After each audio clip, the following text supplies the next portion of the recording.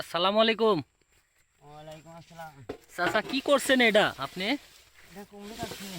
কুমড়ি কাটছেন তে এখন কে? নাহলে মাল চুরি হয়ে যাবে যে। কে? মাল চুরি হয়ে যাবে যে। কেন মাল চুরি হয়ে যাবে? মালের কি দাম বেশি নাকি? আরে কি একটু বাজার নড়িছে। বাজার লড়িছে? হুম। আজ কত টাকা পিস? এই 18-19। 18-19। হুম। তো এই মালগুলা এখন কাইটি কি এগুলা রাখা যাবে? হুম। এটা নিয়ে আসতে হবে। রাত্রে নিয়রে থুতে হবে, হুম। তাহলে রাখা যাবে। হুম। এই মালগুলা কত করে বিক্রি করবেন কালকে চাচা? এখন বাজার আজকে 18-19 দিছে, কালকে 20 গেলে তো হবে।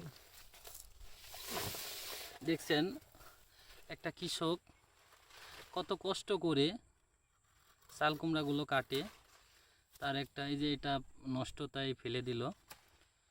চাল কুমড়াগুলো কত কষ্ট করে চাল কুমড়া কাটতে হয়, এই যে বানের মধ্যে হামাগুড়ি দিয়ে তিনি চাল কুমড়া কাটছেন। আসলে চাচা আপনার এর আগে যে দামটা ছিল এই দামটা কি আপনার যথেষ্ট পরিমাণ ছিল? না, কত করে বিক্রি করছিলেন? 7 টাকা 8 টাকা। 7 টাকা 8 টাকা। আসলে দেখুন ভাই, এই যে কষ্ট, বানের নিচে এই যে ডাবর ঠেলে যাইতে হয়, সকালবেলা সেই কষ্ট হয়, আর ঘামে শরীর পুরো শরীর ভিজে যায়। এই কষ্টের মূল্য দেখেন, টাকা 7 টাকা 8 টাকা করে। এখন বর্তমানে এই বাজারটা একটু চলার মতো। চলার মতো হয়েছে আর কি, যার কারণে কৃষকের মুখে এখন হাসি। হ্যাঁ। এই বাজারটায় কি আপনি খুশি এখন? হুম হুম।